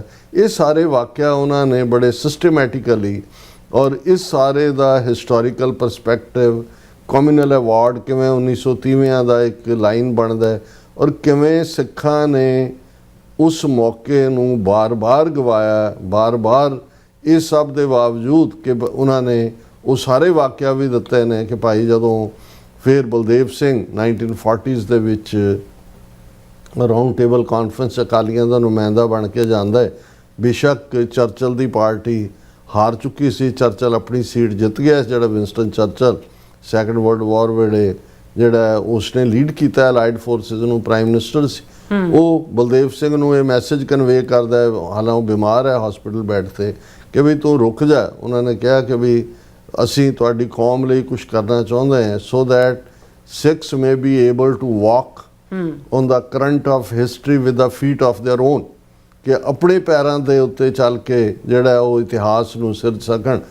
ਤੇ ਬਲਦੇਵ ਸਿੰਘ ਨੇ ਉਹ ਭੇਦ ਦੀ ਗੱਲ ਜਿਹੜੀ ਉਹਨਾਂ ਨੇ ਸੀ ਵੀ ਨਹਿਰੂ ਨੂੰ ਜਾ ਲੈਣ ਦੇ, ਤੂੰ ਰੁਕ, ਔਰ ਤੁਹਾਡੇ ਨਾਲ ਅਸੀਂ ਕੋਈ ਕਰਦੇ। ਉਹਨੇ ਆ ਕੇ ਨਹਿਰੂ ਨੂੰ ਦੱਸਿਆ, ਨਹਿਰੂ ਨੇ ਇਸ ਗੱਲ ਨੂੰ ਯਕੀਨੀ ਬਣਾਇਆ ਕਿ ਵੀ ਪਹਿਲਾਂ ਬਲਦੇਵ ਸਿੰਘ ਨੂੰ ਜਹਾਜ਼ੇ ਚੜਾਇਆ, ਔਰ ਉਸ ਤੋਂ ਪ੍ਰੈਸ ਕਾਨਫਰੰਸ ਕਰਵਾਈ ਕਿ ਅਸੀਂ ਅੰਗਰੇਜ਼ਾਂ ਤੋਂ ਕੁਝ ਨਹੀਂ ਚਾਹੁੰਦੇ, ਅੰਗਰੇਜ਼ ਬਿਸਤਰਾ ਗੋਲ ਕਰਨ ਔਰ ਇੱਥੋਂ ਨਿਕਲਣ ਭਾਰਤ 'ਚੋਂ, ਅਸੀਂ ਆਪਣੇ ਹਿੰਦੂ ਭਰਾਵਾਂ ਦੇ ਨਾਲ ਫੈਸਲਾ ਕਰ ਲਾਂਗੇ ਕਿ ਵੀ ਅਸੀਂ ਕੀ ਲੈਣ। ਸੋ ਮਤਲਬ ਇਹ ਹੈ ਕਿ ਵੀ ਹੁਣ ਇਸ ਨੂੰ ਕੋਈ ਇਹ ਕਹੇ ਕਿ ਜੀ ਨਹੀਂ ਨਹੀਂ ਨਹੀਂ ਉਹ ਬਣਦਾ ਹੀ ਨਹੀਂ ਸੀ ਮੌਕਾ, ਅੰਗਰੇਜ਼ਾਂ ਨੇ ਕਦੋਂ ਆਫਰ ਕੀਤੀ ਜੀ ਫਲਾਣੇ, ਅਸੀਂ ਸਾਰੀ ਲਾਇਬ੍ਰੇਰੀ ਦੇਖੀ ਉਹਦੇ 'ਚ ਕੋਈ ਡਾਕੂਮੈਂਟ, ਇਵੇਂ ਨਹੀਂ ਹੁੰਦਾ। ਕਿਉਂਕਿ ਜਦੋਂ ਹੁਣ ਜਿਨ੍ਹਾਂ ਨੂੰ ਕਿਹੜਾ ਉਹਨਾਂ ਨੇ ਅੰਗਰੇਜ਼ਾਂ ਨੇ ਪਲੈਟਰ ਦੇ ਵਿੱਚ ਤਸ਼ਤਰੀ ਦੇ ਵਿੱਚ ਰੱਖ ਕੇ ਰਾਜ ਦਿੱਤਾ, ਜਿਵੇਂ ਜਦੋਂ ਮੈਂ ਕਹਿੰਦਾ, ਔਰ ਕਿਉਂਕਿ ਅੱਜ ਜਦੋਂ ਅਸੀਂ 13 ਅਗਸਤ ਨੂੰ ਗੱਲ ਕਰ ਰਹੇ ਹਾਂ, ਆਲਰੇਡੀ ਸਾਊਥ ਏਸ਼ੀਆ ਦੇ ਹੋਰਾਈਜ਼ਨ ਪਾਕਿਸਤਾਨ ਦੇ ਵਿੱਚ 14 ਅਗਸਤ ਦੀ ਸਵੇਰ ਹੈ, ਪਾਕਿਸਤਾਨ ਦੇ ਜਿਹੜਾ ਉਹ ਯੌਮ-ਏ ਆਜ਼ਾਦੀ, ਜਸ਼ਨ ਆਜ਼ਾਦੀ ਮਨਾਈ ਜਾ ਰਹੀ, ਅਸੀਂ ਮੁਬਾਰਕਬਾਦ ਵੀ ਦਿੰਦੇ ਹਾਂ। ਔਰ ਮੈਂ ਜਦੋਂ ਕਹਿੰਦਾ ਵੀ ਕਾਸ਼ ਸਾਡੇ ਕੋਲ ਕੋਈ ਜਿਨ੍ਹਾਂ ਵਰਗਾ ਟਾਵਰਿੰਗ ਲੀਡਰ ਹੁੰਦਾ, ਤੇ ਅੱਜ ਅਸੀਂ ਇਹਨਾਂ 79 ਸਾਲਾਂ 'ਚ ਇੱਕ ਫਰੰਗੀ ਦੀ ਗੁਲਾਮੀ 'ਚੋਂ ਨਿਕਲ ਕੇ ਦੂਸਰੀ ਗੁਲਾਮੀ 'ਚ ਨਾ ਫਸੇ ਹੁੰਦੇ। ਔਰ ਸਰ ਸਾਹਿਬ ਨੇ ਰਿਪੀਟਡਲੀ ਇਸ ਗੱਲ ਨੂੰ ਉਹ ਮੌਕਾ ਗਵਾਇਆ 47 ਦਾ। ਔਰ ਇਸ ਤੋਂ ਬਾਅਦ ਵੀ ਜਦੋਂ ਉਹਨਾਂ ਨੂੰ ਡਿਸਮਿਸ ਕੀਤਾ ਜਾਂ ਦੂਜਾ, ਉਹ ਘਰੇ ਨਹੀਂ ਬੈਠੇ, ਇੱਕ ਪਾਸੇ ਉਹਨਾਂ ਨੇ ਸਾਹਿਤ ਵੱਲ ਆਪਣਾ ਜਿਹਦੇ 'ਚੋਂ ਬਹੁਤ ਜ਼ਬਰਦਸਤ ਬੈਸਾਖੀ ਆਫ ਗੁਰੂ ਗੋਬਿੰਦ ਸਿੰਘ, ਪ੍ਰਾਸ਼ਰ ਪ੍ਰਸ਼ਨਾ, ਉਹਨਾਂ ਦਾ ਇੱਕ ਦੋਸਤ ਪੰਡਤ ਪ੍ਰਾਸ਼ਰ ਜਿਹੜਾ ਸ਼ਾਇਦ ਮੇਓ ਕਾਲਜ ਲਾਹੌਰ ਦਾ ਪ੍ਰਿੰਸੀਪਲ ਸੀ ਔਰ ਸ਼ਿਮਲਾ ਕੈਪੀਟਲ ਸੀ ਉਸ ਪੀਰੀਅਡ ਦੇ ਵਿੱਚ, ਪੋਸਟ 47 ਪੰਜਾਬ ਦੀ ਵੀ, ਜਦੋਂ ਅਜੇ ਚੰਡੀਗੜ੍ਹ ਨਹੀਂ ਸੀ ਬਣਿਆ।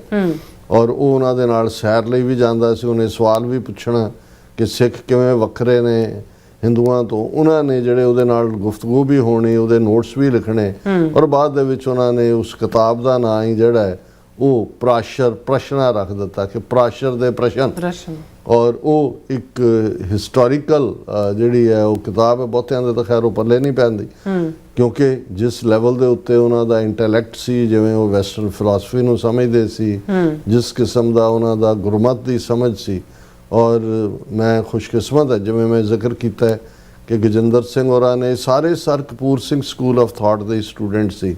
ਔਰ ਦਲ ਖਾਲਸਾ ਜਥੇਬੰਦੀ ਵੀ ਜਦੋਂ ਕਿ 13 ਅਪ੍ਰੈਲ 1978 ਤੋਂ ਬਾਅਦ ਨੌਜਵਾਨਾਂ ਦੇ ਵਿੱਚ ਇੱਕ ਬੇਕਰਾਰੀ ਸੀ, ਉਦੋਂ ਉਹਨਾਂ ਦੇ ਕੋਲ ਗਏ ਕਿ ਜੀ ਅਸੀਂ ਜਥੇਬੰਦੀ ਕੀ ਨਾਂ ਰੱਖੀਏ, ਤੇ ਦਲ ਖਾਲਸਾ ਨਾਂ ਉਹਨਾਂ ਨੇ ਹੀ ਸੁਜੈਸਟ ਕੀਤਾ ਸੀ। ਉਹਨਾਂ ਨੇ ਕਿਹਾ ਕਿ 18ਵੀਂ ਸਦੀ ਦੇ ਵਿੱਚ ਦਲ ਖਾਲਸਾ ਜਥੇਬੰਦੀ ਨੇ ਸਰ ਜੱਸਾ ਸਿੰਘ ਆਹਲੂਵਾਲੀਆ ਦੀ ਕਮਾਂਡ ਹੇਠ ਜਿਹੜਾ ਉਹ ਲਾਹੌਰ ਵੀ ਫਤਿਹ ਕੀਤਾ ਸੀ, 1764 ਦੇ ਵਿੱਚ 1783 ਦਿੱਲੀ ਵੀ ਫਤਿਹ ਕੀਤੀ ਸੀ। ਔਰ ਇਹ ਹੀ ਨਹੀਂ, ਉਹਨਾਂ ਨੇ ਜਿਹੜਾ ਸਿੱਖ ਹੋਮਲੈਂਡ ਦਾ ਮਤਾ ਵੀ ਜਦੋਂ ਕਿ ਐਨ ਧੋਖਾ ਹੋ ਰਿਹਾ ਸੀ, ਉਹਨਾਂ ਨੇ ਇਹ ਨਲਵਾ ਕਾਨਫਰੰਸ ਲੁਧਿਆਣੇ 'ਚ ਕਰਵਾਈ, ਉਹਦੇ 'ਚ ਪਾਸ ਕਰਵਾਇਆ। ਔਰ 1962 ਤੋਂ 1967 ਤੱਕ ਉਹ ਮੈਂਬਰ ਪਾਰਲੀਮੈਂਟ ਰਹੇ। ਔਰ ਜਦੋਂ ਪੰਜਾਬ ਰੀਆਰਗੇਨਾਈਜੇਸ਼ਨ ਐਕਟ ਜਿਹੜਾ ਬਾਅਦ ਦੇ ਵਿੱਚ ਐਕਟ ਬਣਿਆ, ਉਹਨੂੰ ਬਿੱਲ ਦੇ ਤੌਰ ਤੇ ਪੇਸ਼ ਕੀਤਾ ਗਿਆ। ਸਰ ਕਪੂਰ ਸਿੰਘ ਜਿਹੜੀ ਉਹਨਾਂ ਦੀ ਪਾਰਲੀਮੈਂਟ ਦੇ ਵਿੱਚ ਤਕਰੀਰ ਸੀ, ਜਿਹਦੇ 'ਚ ਉਹਨਾਂ ਨੇ ਕਿਹਾ ਵੀ ਇਟਸ ਏ ਰੋਟਨ ਐਗ, ਇਹ ਗੰਦਾ ਅੰਡਾ ਹੈ। ਔਰ ਉਹਨਾਂ ਦੀਆਂ ਸਪੀਚਸ ਜਿਹੜੀਆਂ ਨੇ ਉਹ ਦੇਖੀਆਂ ਜਾ ਸਕਦੀਆਂ। ਔਰ ਐਮਪੀ ਹੁੰਦਿਆਂ ਉਹ ਵਿਰੋਧੀ ਧਿਰ ਦੇ ਇੱਕ ਸੈਕਟਰੀ ਦੇ ਤੌਰ ਦੇ ਉੱਤੇ ਵੀ ਉਸੇ ਬਾੜ ਦੇ ਪੀਰੀਅਡ 'ਚ ਹੀ ਚੀਨ ਨੇ ਛੱਤਰ ਫੇਰਿਆ ਨਹਿਰੂ ਔਰ ਦੂਜੇ ਨੂੰ। ਉਹਨਾਂ ਨੇ ਆਪਣਾ ਅਕਾਊਂਟ ਤਾਂ ਸੈਟਲ ਕੀਤਾ ਨਹਿਰੂ ਦੇ ਨਾਲ, ਜਦੋਂ ਉਹਨਾਂ ਨੇ ਕਿਹਾ ਵੀ ਤੂੰ ਜ਼ਿੰਮੇਵਾਰ ਹੈ। ਜਿਹੜਾ ਤਿੱਬਤ ਇੱਕ ਬਫਰ ਸਟੇਟ ਸੀ ਸਰਕਾਰੇ ਖਾਲਸਾ ਜੀਓ ਔਰ ਚੀਨ ਦੇ ਵਿਚਾਲੇ, ਤੂੰ ਸਰੈਂਡਰ ਕੀਤਾ। ਫਿਰ ਉਹਨਾਂ ਦੇ ਜਿਹੜਾ ਮਾਸਟਰ ਤਾਰਾ ਸਿੰਘ ਦੀ ਡੈਥ ਤੋਂ ਬਾਅਦ ਦੋਵੇਂ ਜਿਹੜੇ ਅਕਾਲੀ ਦਲ, ਸੰਤ ਅਕਾਲੀ ਦਲ ਔਰ ਮਾਸਟਰ ਅਕਾਲੀ ਦਲ, ਉਹ ਇਕਜੁੱਟ ਹੋਏ। ਉਸ ਡਰਾਫਟ ਨੂੰ ਵੀ ਜਿਹੜਾ ਏਕਤਾ ਦਾ ਜਿਹੜਾ ਡਰਾਫਟ ਸੀ, ਸਰ ਕਪੂਰ ਸਿੰਘ ਹੋਰਾਂ ਨੇ ਡਰਾਫਟ ਕੀਤਾ। ਉਸ ਅਕਾਲੀ ਦਲ ਦੇ ਸੰਤ ਫਤਿਹ ਸਿੰਘ ਪ੍ਰਧਾਨ ਬਣੇ, senior vice president Sir Kapur Singh ਬਣੇ। ਇਹ ਵੱਖਰੀ ਕਹਾਣੀ ਹੈ। ਔਰ ਫਿਰ ਉਸੇ ਹੀ ਪੈਕਟ ਦੇ ਥੱਲੇ ਜਦੋਂ ਉਸ ਤੋਂ ਬਾਅਦ ਚੋਣਾਂ ਪੰਜਾਬ 'ਚ ਹੋਈਆਂ ਤਾਂ ਸਮਰਾਲੇ ਤੋਂ ਉਹ ਐਮਐਲਏ ਬਣੇ। ਇਹ ਵੱਖਰੀ ਕਹਾਣੀ ਹੈ ਕਿ ਭਾਈ ਜੋ ਵੀ ਇਸੇ ਤਰ੍ਹਾਂ ਅਨੰਦਪੁਰ ਸਾਹਿਬ ਦਾ ਮਤਾ ਜਿਹੜਾ 1971-72 'ਚ, ਉਹ ਵੀ ਸਰ ਕਪੂਰ ਸਿੰਘ ਦੀ ਲਿਖਤ ਹੈ। ਸਿੱਖ ਹੋਮਲੈਂਡ ਦਾ ਨਲਵਾ ਕਾਨਫਰੰਸ ਵਾਲਾ ਵੀ। ਔਰ ਜਿਹੜਾ ਇਹ ਆਪਸ ਦੇ ਵਿੱਚ ਜਦੋਂ ਦੋਵੇਂ ਅਕਾਲੀ ਦਲ ਮਿਲੇ, ਕਿਉਂਕਿ ਮਾਸਟਰ ਅਕਾਲੀ ਦਲ ਆਲਰੇਡੀ ਸਿੱਖ ਹੋਮਲੈਂਡ ਦਾ ਮਤਾ ਪਾਸ ਕਰ ਚੁੱਕਾ ਸੀ। ਸੰਤ ਫਤਿਹ ਸਿੰਘ ਦਾ ਇਹ ਕਹਿਣਾ ਸੀ ਕਿ ਜੀ ਸਾਡੀ ਮੰਗ ਪੰਜਾਬੀ ਸੂਬਾ ਹੈ, ਅਸੀਂ ਬਸ ਸਾਡੀ ਸੰਤੁਸ਼ਟ ਹੈ, ਲੇਕਿਨ ਸਮਝੌਤੇ ਲਈ ਤਾਂ ਫਿਰ ਤੁਹਾਨੂੰ ਸਿਧਾਂਤਕ ਕੰਪਰੋਮਾਈਜ਼ ਤਾਂ ਨਹੀਂ ਸੀ ਸਰ ਸਾਹਿਬ ਕਰਨ ਵਾਲੇ, ਜਾਂ ਮਾਸਟਰ ਦਲ ਦੇ ਲੀਡਰਾਂ ਨੇ ਨਹੀਂ ਸੀ ਕਰਨਾ। ਸੋ ਉਹਦੇ 'ਚ ਫਿਰ ਬੜਾ ਸਪਸ਼ਟ ਹੋਇਆ ਜਦੋਂ ਕਿ ਦੋਨੋਂ ਅਕਾਲੀ ਦਲ ਇਕੱਠੇ ਹੋਏ। ਉਹਦੇ 'ਚ ਸੀ ਸਿੱਖਾਂ ਦਾ ਰਾਜਸੀ ਨਿਸ਼ਾਨਾ। ਬਿਲਕੁਲ, ਸਿੱਖਾਂ ਦਾ ਰਾਜਸੀ ਨਿਸ਼ਾਨਾ ਜੁਗੋ ਜੁਗ ਅਟਲ, ਸ਼੍ਰੀ ਗੁਰੂ ਗ੍ਰੰਥ ਸਾਹਿਬ, ਸਿੱਖ ਰਵਾਇਤਾਂ, ਸਿੱਖ ਇਤਿਹਾਸ, ਸਿੱਖ ਸੀਨਿਆਂ ਵਿੱਚ ਉਕਰਿਆ ਖਾਲਸਾ ਜੀ ਕੇ ਬੋਲ ਵਾਲੇ ਹੈ। ਇਸ ਨਿਸ਼ਾਨੇ ਦੀ ਪ੍ਰਾਪਤੀ ਲਈ ਯੋਗ ਦੇਸ਼ ਕਾਲ ਦੀ ਘਾੜਨਾ ਅਕਾਲੀ ਦਲ ਦਾ ਰਾਜਸੀ ਨਿਸ਼ਾਨਾ ਹੈ। ਸੋ ਜ਼ਾਹਰ ਹੈ ਖਾਲਸਾ ਜੀ ਕੇ ਬੋਲ ਵਾਲੇ ਦਾ ਮਤਲਬ ਸਿੱਖ ਹੋਮਲੈਂਡ ਹੈ।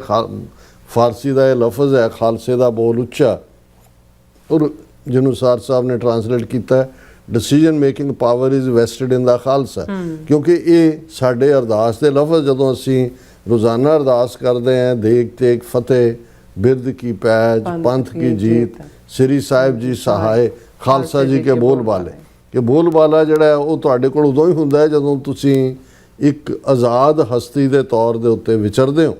ਇਹ ਵੱਖਰੀ ਕਹਾਣੀ ਹੈ ਕਿ ਜਸਟਿਸ ਗੁਰਨਾਮ ਸਿੰਘ ਔਰ ਸੰਤ ਫਤਿਹ ਸਿੰਘ ਉਹ ਸਭ ਤੋਂ ਮੁੱਕਰੇ। ਸਰ ਕਪੂਰ ਸਿੰਘ ਉਹਨਾਂ ਨੂੰ ਵੀ ਪਾਰਟੀ 'ਚ ਉਹਨਾਂ ਨੇ ਬਾਹਰ ਕੱਢਿਆ। ਔਰ ਇਹੀ ਅਲਟੀਮੇਟਲੀ ਉਹ ਮੂਮੈਂਟਸ ਵੀ ਨੇ ਹਿਸਟਰੀ ਦੀਆਂ ਜਦੋਂ ਭਾਈ ਅਮਰੀਕ ਸਿੰਘ ਫੈਡਰੇਸ਼ਨ ਦੇ ਪ੍ਰੈਜ਼ੀਡੈਂਟ ਬਣੇ ਔਰ ਉਹਨਾਂ ਨੇ ਸਪੈਸ਼ਲ ਸਰ ਸਾਹਿਬ ਬਿਮਾਰ ਰਹਿਣ ਲੱਗ ਗਏ ਸੀ, ਕਾਰ ਭੇਜੀ ਉਹਨਾਂ ਦੀ ਔਰ ਸੰਤ ਜਰਨੈਲ ਸਿੰਘ ਹੋਰਾਂ ਦੀ ਮੁਲਾਕਾਤ, ਜਿਸ ਦੀ ਤਸਵੀਰ ਗੁਰੂ ਨਾਨਕ ਨਿਵਾਸ ਦੀ ਛੱਤ ਦੇ ਉੱਤੇ ਹੁੰਦੀ ਹੈ। ਇਹ ਇੱਕ ਪਾਸੇ ਕਿਉਂਕਿ ਸਰ ਕਪੂਰ ਸਿੰਘ ਹੋਰਾਂ ਦੇ ਥਾਟ ਨੂੰ ਪੋਸਟ 47 ਜਿਹਦੇ 'ਚ ਅਕਾਲੀਆਂ ਨੇ ਤਾਕਤ ਦੇ ਨਸ਼ੇ ਦੇ ਵਿੱਚ ਖਾਸ ਤੌਰ ਤੇ 66 ਤੋਂ ਬਾਅਦ ਸਭ ਭੁੱਲ ਭੁਲਾ ਕੇ ਸੱਤਾ ਦਾ ਹੀ ਆਨੰਦ ਮਾਣਨ ਦੀ ਲਾਈਨ ਆਈ।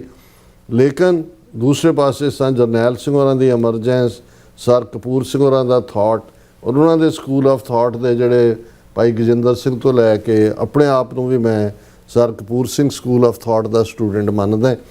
ਇਹ ਸਾਰਾ ਜਿਹੜਾ ਪਾਰਟ ਜਿਵੇਂ ਸੰਤ ਪਿੰਡਾਂ ਵਾਲਿਆਂ ਨੇ ਫਿਰ ਉਸ ਦੇ ਉੱਤੇ ਹੀ ਫੋਕਸ ਲਿਆਂਦਾ, ਖਾਲਸਾ ਰਾਜ ਦੇ ਕਨਸੈਪਟ ਦੇ ਉੱਤੇ।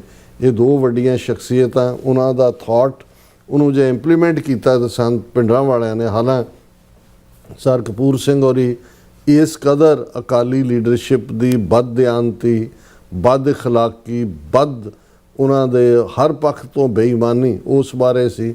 ਉਹਨਾਂ ਦਾ ਇਹ ਕਹਿਣਾ ਸੀ ਕਿ ਮੁੰਡਿਓ ਤੁਸੀਂ ਬਹੁਤ ਆਸਾਂ ਸੰਤ ਜਰਨੈਲ ਸਿੰਘ ਤੋਂ ਲਾਈਆਂ ਨੇ, ਪਰ ਇਹ ਉਹ ਇਮਾਨਦਾਰ ਆਦਮੀ ਹੈ, ਇਹਨਾਂ ਅਕਾਲੀਆਂ ਨੇ ਉਹਨਾਂ ਨੂੰ ਮਰਵਾ ਦੇਣਾ ਔਰ ਸਾਡੇ ਪੱਲੇ ਕੁਛ ਨਹੀਂ ਰਹਿਣਾ। ਨਿਰਾਸ਼ਤਾ ਵੀ ਕਈ ਵਾਰ ਉਹਨਾਂ ਦੀ ਹੁੰਦੀ ਸੀ, ਲੇਕਿਨ ਉਹ ਇੱਕ ਹਿਸਟਰੀ ਦਾ ਬਹੁਤ ਵੱਡਾ ਜਿਹੜਾ ਕਿਰਦਾਰ ਉਹਨਾਂ ਨੇ ਨਿਭਾਇਆ। ਅੱਜ ਉਹਨਾਂ ਨੂੰ ਅਸੀਂ ਯਾਦ ਕਰ ਰਹੇ ਹਾਂ। ਆਲਮੋਸਟ 3-4 ਵਾਰ ਅੱਡ-ਅੱਡ ਮੌਕਿਆਂ ਤੇ ਉਹਨਾਂ ਦੇ ਨਾਲ ਮਿਲਣ ਦਾ ਸਬੱਬ ਵੀ ਹੋਇਆ ਜੀ। ਉਹਨਾਂ ਦੇ ਖਾਸ ਤੌਰ ਤੇ ਆਪਣੇ ਜ਼ਿੰਦਗੀ ਦੇ ਅਖੀਰਲੇ 2 ਵਰ੍ਹਿਆਂ 'ਚ 84 ਤੋਂ 86 ਤੱਕ ਜਿਹੜੇ ਉਹ ਆਪਣੇ ਭਰਾ ਜਿਨ੍ਹਾਂ ਦਾ ਨਾਮ ਗੰਗਾ ਸਿੰਘ ਸੀ, ਜਗਰਾਵਾਂ ਤੋਂ ਜਿਹੜਾ ਖੂੰਜੇ ਦੇ ਉੱਤੇ ਥਾਂ ਜਿਹੜੀ ਹੈ ਉਸ ਨੂੰ ਮੈਂ ਦੇਖਿਆ ਖਾਜਾ ਮਾਜ਼ੂ ਜੀ। ਇਹ ਉਹਨਾਂ ਇੱਕ ਪਿੰਡ ਵਾਂਗ ਸੀ, ਨੁੱਕਰ ਉਹਨਾਂ ਦੇ ਘਰ ਦੇ ਬਾਹਰ ਅੱਜ ਵੀ ਮੈਨੂੰ ਯਾਦ ਹੈ 3 ਜਾਮਨ ਉਹਦਾ ਨਾਂ ਸੀ। ਔਰ ਉਹਨਾਂ ਦੇ ਨਾਲ ਮੁਲਾਕਾਤ ਦਾ ਵੀ ਸਬੱਬ ਰਿਹਾ। ਔਰ ਉਹ ਜਦੋਂ ਈਵਨ ਉਦਾਸ ਵੀ, ਨਿਰਾਸ਼ਾ ਦੇ ਪਲ 'ਚ ਵੀ, ਕਿਉਂਕਿ ਜੂਨ 84 ਤੋਂ ਬਾਅਦ ਤਾਂ ਉਹਨਾਂ ਦਾ ਜਿਹੜਾ ਵੈਰਾਗ ਹੈ ਔਰ ਉਹਨਾਂ ਦਾ ਜਿਹੜਾ ਜਿਸ ਕਿਸਮ ਦਾ ਦੁਖਾਂਤ ਸੀ ਉਹ ਉਹਨੂੰ ਸਹਾਰ ਹੀ ਨਹੀਂ ਸਕੇ। ਬਹੁਤ ਜਲਦ ਉਹ ਤੁਰ ਵੀ ਗਏ, ਪਰ ਉਹਨਾਂ ਦਾ ਭਰੋਸਾ ਗੁਰੂ ਦੇ ਉੱਤੇ ਇੰਨਾ ਡਿੱਗ ਸੀ ਕਿ ਉਹਨਾਂ ਨੇ ਕਹਿਣਾ ਵੀ ਅਸੀਂ ਜਿੰਨੇ ਮਰਜ਼ੀ ਡੂੰਘੇ ਖੂਹ 'ਚ ਡਿੱਗੇ ਹੋਈਏ, 10ਵੇਂ ਪਾਤਸ਼ਾਹ ਨੇ ਰਹਿਮਤ ਕਰਕੇ ਸਾਨੂੰ ਕੱਢ ਲੈਣਾ। ਕਿਉਂਕਿ ਉਹਨਾਂ ਦਾ ਇਹ ਇਕਰਾਰਨਾਮਾ ਹੈ ਪੰਥ ਦੇ ਨਾਲ, ਪੰਥ ਖਾਲਸਾ ਖੇਤੀ ਮੇਰੀ, ਹਉ ਸੰਭਾਲ ਕਰੋ ਤਿਸ ਕੇਰੀ। ਸੋ ਅੱਜ ਦਾ ਸਮੁੱਚਾ ਪ੍ਰੋਗਰਾਮ ਅਸੀਂ ਇਸ ਮਹਾਨ ਸ਼ਖਸੀਅਤ, ਇਸ ਫਕੀਰ ਦੇ ਨਾਂ ਕਰਦੇ ਹਾਂ ਜਿਨ੍ਹਾਂ ਨੇ ਇਹ ਦੱਸਿਆ ਕਿ ਸੱਚ, ਹੱਕ, ਇਨਸਾਫ ਦੇ ਰਸਤੇ 'ਤੇ ਤੁਰਦੇ ਹਾਂ ਜਿੰਨੀਆਂ ਮਰਜ਼ੀ ਰੁਕਾਵਟਾਂ ਹੋਣ, ਪਰ ਗੁਰੂ ਦੇ ਉੱਤੇ ਅਕੀਦਾ, ਭਰੋਸਾ ਤੇ ਸੱਚ ਕਹਿਣ ਦੀ ਹਿੰਮਤ, ਅਲਟੀਮੇਟਲੀ ਇਹੀ ਸਾਚੀ ਸਾਖੀ 'ਚ ਵੀ ਉਹਨਾਂ ਨੇ ਉਸ ਦੀ ਸ਼ੁਰੂਆਤ ਹੀ ਕੀਤੀ ਕਿ ਭਾਈ ਸੰਤਨ ਕੀ ਸੁਣ ਸਾਚੀ ਸਾਖੀ ਸੇ ਆਖੇ ਜੋ ਪੇਖੇ ਆਖੀ। ਕਿ ਇੱਕ ਫਕੀਰ ਦੀ ਕਹਾਣੀ ਔਰ ਉਹਨਾਂ ਨੇ ਫਿਰਦੌਸ ਦੇ ਨਾਲ ਕੰਪੇਅਰ ਕੀਤਾ। ਫਿਰਦੌਸਨਾਮਾ ਜਿਹਨੇ ਹਜ਼ਾਰਾਂ ਜਿਹੜੇ ਨੇ ਉਹ ਸ਼ੇਅਰਾਂ ਦੇ ਵਿੱਚ ਆਪਣੀ ਕਹਾਣੀ ਕਹੀ ਕਿ ਬਈ ਜਿਵੇਂ ਫਿਰਦੌਸ ਈਰਾਨ ਦਾ ਸੀ। ਅਗੇਨ ਉਹਨਾਂ ਨੇ ਕਿਹਾ ਕਿ ਭਾਈ ਇਹ ਇੱਕ ਫਕੀਰ ਦੀ ਸੱਚੀ ਕਹਾਣੀ ਹੈ, ਸਾਖੀ। ਅਸਲ 'ਚ ਅਸੀਂ ਐਵੀਡੈਂਸ ਨੂੰ ਕਹਿੰਦੇ ਹਾਂ ਤੇ ਮੈਂ ਉਹੀ ਕਹਿ ਰਿਹਾ ਜੋ ਮੈਂ ਆਪਣੀਆਂ ਅੱਖਾਂ ਨਾਲ ਦੇਖੀ ਹੈ। ਸੋ ਸਤਿਗੁਰੂ ਰਹਿਮਤ ਕਰਨ, ਅਕਲ ਦੇ ਨਾਲ ਵੈਰ ਅਸੀਂ ਛੱਡੀਏ। ਬਿਲਕੁਲ। ਔਰ ਇਸੇ ਦਾ ਹੀ ਨਤੀਜਾ ਹੈ ਕਿ ਅਸੀਂ ਇੱਕ ਤੋਂ ਬਾਅਦ ਇੱਕ ਖੁਆਰੀ 'ਚੋਂ ਗੁਜ਼ਰ ਰਹੇ ਹਾਂ। ਅੱਜ ਵੀ ਬਹੁਤਾ ਕੁਝ ਬਦਲਿਆ ਨਹੀਂ ਹੈ। 47 ਦੌਰ ਦੀ ਲੀਡਰਸ਼ਿਪ ਜੇ ਸਮੇਂ ਦੇ ਹਾਣ ਦੀ ਨਹੀਂ ਸੀ ਤੇ ਜੇ ਅੱਜ ਵੀ ਨਜ਼ਰ ਮਾਰੀਏ ਜਿਨ੍ਹਾਂ ਦੇ ਨਾਵਾਂ ਦੇ ਪਿੱਛੇ ਕਿਸ ਕਿਸਮ ਦੇ ਜਿਹੜੇ ਨੇ ਛੱਜ ਬੰਨੇ ਹੋਏ ਨੇ, ਲੇਕਿਨ ਉਹਨਾਂ ਦੀਆਂ ਕਰਤੂਤਾਂ ਕੀ ਨੇ, ਤੇ ਫਿਰ ਜਿਹੜਾ ਉਹ ਸਰ ਕਪੂਰ ਸਿੰਘ ਜਿਹੜੇ ਨਿਰਾਸ਼ਤਾ ਦੇ ਪਲਾਂ 'ਚ ਗਿਆਨੀ ਗਿਆਨ ਸਿੰਘ ਦਾ ਕਵਿਤ ਕਹਿੰਦੇ ਸੀ, ਉਹ ਮੈਂ ਦੁਹਰਾ ਨਹੀਂ ਸਕਦਾ, ਨਹੀਂ ਤਾਂ ਮੇਰੀ ਕੌਮ ਮੇਰੇ ਪਿੱਛੇ ਵੀ ਪੈ ਜਾਏਗੀ। ਪਰ ਇਹ ਹਕੀਕਤ ਵੀ ਹੈ ਕਿ ਅਸੀਂ ਜਿਵੇਂ ਉਹ ਕਹਿੰਦੇ ਸੀ ਕਿ ਭਾਈ we don't miss an opportunity to miss an opportunity, ਕਿ ਕਿਆ ਬਦਬਖਤੀ ਹੈ ਸਾਡੀ ਕਿ ਅਸੀਂ ਮੌਕਾ ਗਵਾਉਣ ਦਾ ਕੋਈ ਵੀ ਮੌਕਾ ਜਿਹੜਾ ਉਹ ਹੱਥੋਂ ਜਾਣ ਨਹੀਂ ਦਿੰਦੇ। ਪਰ ਅਸੀਂ ਨਿਰਾਸ਼ਤਾ ਦੇ ਵਿੱਚ ਇਸ ਸੈਗਮੈਂਟ ਨੂੰ ਕਨਕਲੂਡ ਨਹੀਂ ਕਰਨਾ ਚਾਹੁੰਦੇ। ਅਸੀਂ ਸਮਝਦੇ ਹਾਂ ਵੀ ਉਹੀ ਜਿਹੜਾ ਸਰ ਕਪੂਰ ਸਿੰਘ ਕਹਿੰਦੇ ਸਨ ਕਿ ਭਾਈ ਇਕਰਾਰਨਾਮਾ ਗੁਰੂ ਦਾ, ਪੰਥ ਖਾਲਸਾ ਖੇਤੀ ਮੇਰੀ, ਹਉ ਸੰਭਾਲ ਕਰੋ ਤਿਸ ਕੇਰੀ। ਸਤਿਗੁਰੂ ਆਪ ਸਹਾਈ ਹੋਣਗੇ। ਜੀ ਰਾਜ ਸਾਹਿਬ ਤੁਹਾਡਾ ਬਹੁਤ ਬਹੁਤ ਸ਼ੁਕਰੀਆ। ਸਵਾਥ ਲੈਣ ਬ੍ਰੇਕ ਤੇ ਜਾਣ ਤੋਂ ਪਹਿਲਾਂ ਅਸੀਂ ਦਰਸ਼ਕਾਂ ਤੇ ਸਰੋਤਿਆਂ ਨੂੰ ਅਪੀਲ ਤੇ ਬੇਨਤੀ ਕਰਦੀ, ਵਿਊਅਰਸ ਜਿਸ ਤਰ੍ਹਾਂ ਤੁਸੀਂ ਜਾਣਦੇ ਹੋ ਕਿ TV 84 ਹੱਕ, ਸੱਚ, ਇਨਸਾਫ ਦੀ ਆਵਾਜ਼ ਬੁਲੰਦ ਕਰ ਰਿਹਾ ਹੈ। ਆਵਾਜ਼ ਤੁਹਾਡੇ ਪਿਆਰ ਸਦਕਾ, ਤੁਹਾਡੇ ਵਿਸ਼ਵਾਸ ਸਦਕਾ, ਤੁਹਾਡੇ ਡੋਨੇਸ਼ਨ ਸਦਕਾ ਹੀ ਹੋ ਸਕਦੀ ਹੈ। ਸੋ ਅਸੀਂ ਚਾਹਾਂਗੇ ਕਿ ਤੁਸੀਂ TV 84 ਦੀ ਚੜ੍ਹਦੀ ਕਲਾ ਲਈ ਵੱਧ ਤੋਂ ਵੱਧ ਡੋਨੇਟ ਕਰੋ। ਡੋਨੇਟ ਕਰਨ ਲਈ ਸਾਡੀ ਵੈਬਸਾਈਟ tv84.tv ਤੇ ਜਾ ਕੇ ਪੇਪਲ ਦੀ ਵਰਤੋਂ ਕਰਕੇ 1 ਟਾਈਮ ਡੋਨੇਟ ਕਰ ਸਕਦੇ ਹੋ, ਮੰਥਲੀ ਡੋਨੇਟ ਵੀ ਕਰ ਸਕਦੇ ਹੋ। ਤੁਸੀਂ TV 84 ਦੇ ਨਾਮ ਤੇ ਚੈੱਕ ਬਣਾ ਕੇ ਸਾਨੂੰ ਮੇਲ ਵੀ ਕਰ ਸਕਦੇ ਹੋ ਸਾਡੇ ਇਸ ਪਤੇ ਤੇ 36-01 37 ਐਵਨਿਊ, ਲੌਂਗ ਆਈਲੈਂਡ ਸਿਟੀ, ਨਿਊਯਾਰਕ 11101 USA, ਜਾਂ ਫਿਰ ਤੁਸੀਂ ਸਾਨੂੰ ਫੋਨ ਰਾਹੀਂ ਵੀ ਸੰਪਰਕ ਕਰ ਸਕਦੇ ਹੋ 5166191984। ਤੁਸੀਂ ਸਾਨੂੰ ਈਮੇਲ ਵੀ ਕਰ ਸਕਦੇ ਹੋ info@tv84.tv ਤੇ। ਅਸੀਂ ਤੁਹਾਡੀ ਤਹਿ ਦਿਲ ਤੋਂ ਸ਼ੁਕਰਗੁਜ਼ਾਰ ਹੋਵਾਂਗੇ। ਸੋ ਇੱਥੇ ਲੈਣੇ ਬ੍ਰੇਕ, ਵਿਊਅਰਸ ਤੁਸੀਂ ਇਸੇ ਤਰ੍ਹਾਂ ਬਣੇ ਰਹਿਣਾ। ਮਿਲਦੇ ਹਾਂ ਆਫਟਰ ਦਿਸ ਸ਼ਾਰਟ ਬ੍ਰੇਕ।